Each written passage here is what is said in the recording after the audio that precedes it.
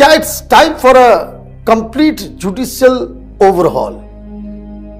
मनीष जी, ये वर्तमान न्याय व्यवस्था सड़ चुकी है। पहले भी सड़ी हुई थी, अब और ज्यादा सड़ चुकी है। कोई सड़ी हुई चीज आप लंबे समय तक रखोगे ना तो और सड़ जाती है, वो बदबू देने लगती है। सच्चाई यही है। इस देश में सबसे बड़ा झूठ है कि भारत में कानून का राज है, और उससे भी बड़ा झूठ है कि कानून सबके लिए एक समान है। और ये सबसे बड़ा झूठ है कि लोगों को न्याय मिलता है। अरे आप सुप्रीम कोर्ट में कोई 1 लाख रुपए वाला फीस वाला वकील कर लीजिए तो आपको तारीख लगवाना मुश्किल हो जाएगा, और 20 लाख वाला वकील कर लीजिए, आज फाइल करिए कल सुनवाई हो जाएगी। ये कड़वी सच्चाई है, ये कड़वी सच्चाई है। छी छी छी छी। आप छोटा वकील करके जाएंगे, आपके खिलाफ FIR हुआ है, सुप्रीम कोर्ट कहेगा हाई कोर्ट चले जाओ। आप 15-20 लाख वाला वकील कर लीजिए, वहीं सुनवाई शुरू हो जाएगी। और हमने देखा है छुट्टी के दिन तीस्ता सीतलवाड़ का केस सुना गया था।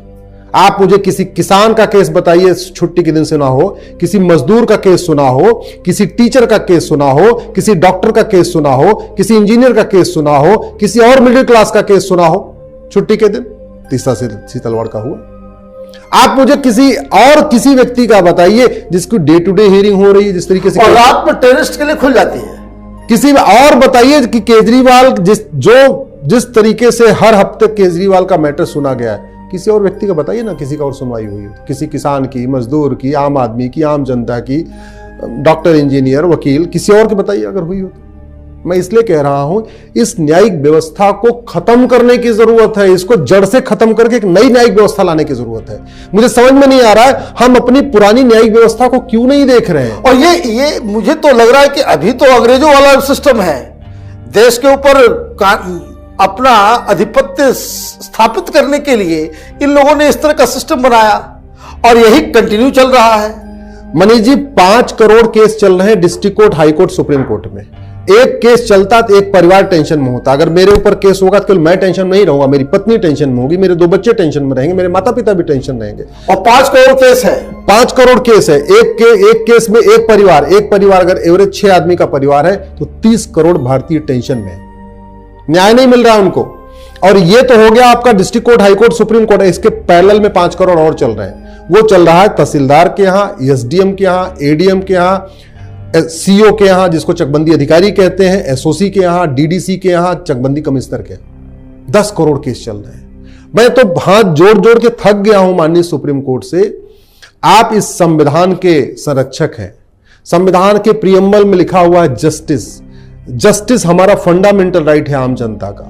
मैं बार बार कह रहा हूं माननीय सुप्रीम कोर्ट से, एक बार आप स्पेशल बेंच बनाइए कि भारत में लोगों को 1 साल के अंदर न्याय कैसे मिलेगा। सबकी ओपिनियन ले लीजिए, सिटिंग जज हो। मैं नहीं कह रहा हूं कि जो मैं कह रहा हूं वो कर दीजिए, मैं तो कह रहा हूं सिटिंग जज की ओपिनियन ले लीजिए, लेकिन टारगेट तो फिक्स करिए कि जस्टिस विद इन ईयर हमें 1 साल के अंदर न्याय देना है। आखिर संविधान निर्माताओं ने प्रियम्बल में टारगेट सेट कर दिया, उसके लिए जरूरत समय समय पर संविधान बदलता रहता है। वैसे ही मैं माननीय सुप्रीम कोर्ट से कहता हूं कि 1 साल में न्याय कैसे होगा। जस्टिस विद इन ईयर इस नाम से एक सुओ मोटो आप पिटीशन आप रजिस्टर कर लीजिए। देश के सारे सिटिंग जज की ओपिनियन ले लीजिए, सारे फॉर्मर जज की ओपिनियन ले लीजिए, सारे IAS IPS की ओपिनियन ले लीजिए, सारे चीफ सेक्रेटरीज की ओपिनियन ले लीजिए, DGP की ओपिनियन ले लीजिए, सारे sitting attorney general, farmer attorney general की ओपिनियन ले लीजिए, sitting solicitor general, farmer solicitor general, advocate general, सबकी ओपिनियन ले लीजिए। ये जस्टिस विद इन ईयर कोई रॉकेट साइंस नहीं है, असंभव नहीं है, लेकिन एक बार सुओ मोटो लेके इसको रजिस्टर केस पे काम तो शुरू करें। इस देश में जो लोग परेशान है, झूठे मुकदमे से परेशान है, झूठी शिकायत से परेशान है, झूठी गवाही से परेशान है, झूठे हलफनामे से परेशान है, झूठी जांच से परेशान है। एक है ना बिहार में मनीष कश्यप 9 महीने जेल में बरी। अब ये बताओ, मनीष कश्यप तो 9 महीने के बाद बरी हो गए। जिस आदमी ने झूठी शिकायत लिखा था उसको कुछ हुआ? कुछ नहीं हुआ। जिसने झूठा मुकदमा दर्ज किया उसको कुछ हुआ क्या? जिसने झूठी जांच किया उसको कुछ हुआ क्या? जिसने झूठी गवाही दिया उसको कुछ हुआ क्या? कुछ नहीं हुआ। विष्णु तिवारी 20 साल के बाद इलाहाबाद हाईकोर्ट से बरी हो गया। जिसने झूठी शिकायत किया, जिसने झूठी गवाही दिया, जिसने झूठी जांच किया, उसको कुछ हुआ क्या? नहीं हुआ। लोग सुसाइड कर रहे हैं। बहुत सारे लोग इस सड़ी हुई न्यायिक व्यवस्था के कारण सुसाइड कर रहे हैं।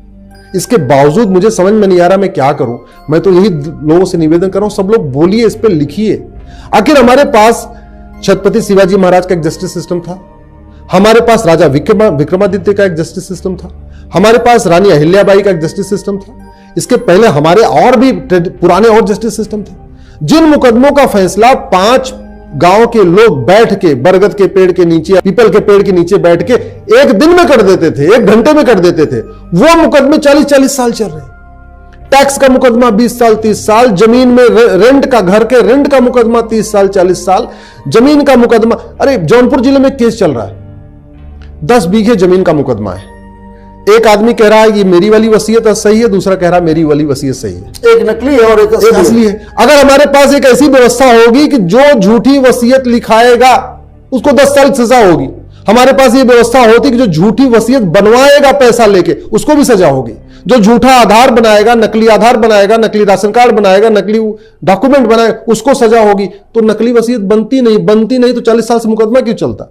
अब 40 साल से भी वो सबसे बॉटम लाइन पे है, यानी चकबंदी अधिकारी का। और एक और उसमें जोर दिया जाए कि उस पुलिस अधिकारी और एफआईआर दर्ज कर, झूठी एफआईआर दर्ज करने वाले पुलिस अधिकारी को भी, बिल्कुल मैं यही तो कह रहा हूं कि झूठ, पता नहीं, समझ में नहीं आ रहा है कि माननीय सुप्रीम कोर्ट जो संविधान का संरक्षक है, हमारे फंडामेंटल ड्यूटी को प्रोटेक्ट करने वाला है, वो इस पे एक कॉग्निजेंस लेके इस पूरे मामले को निपटा क्यों नहीं रहा है? मिडिल क्लास भी परेशान, हिंदू भी परेशान, मुस्लिम भी परेशान, पारसी भी परेशान, ईसाई भी परेशान, ब्राह्मण भी परेशान, क्षत्रिय भी परेशान, वैश्य भी परेशान, दलित भी परेशान, अगड़े भी परेशान, पिछड़े भी परेशान। इस न्यायिक व्यवस्था का सब परेशान है, मिडिल क्लास भी परेशान, मिडिल क्लास भी परेशान। 2-3 कैटेगरी, एक जो SC/SC एक्ट के तहत केस डाला जाता है या डाउरी केस डाला जाता है, छेड़छाड़ का मुकदमा होता है, ये सारी चीजें जो है जिसका गलत इस्तेमाल हो रहा है, इसमें भी लगाम लगाने की आवश्यकता है। मैं तो कह रहा हूं कि जब तक आप झूठ को गंभीर अपराध घोषित नहीं करोगे,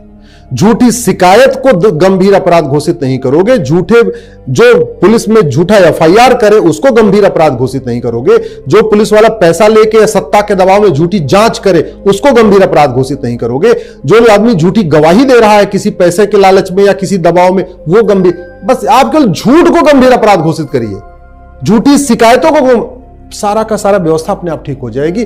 और मैं गारंटी के साथ कहता हूं भारत में justice with in year possible है। पहले जस्टिस विद इन आवर होता था, 1-1 घंटे के अंदर फैसला होता।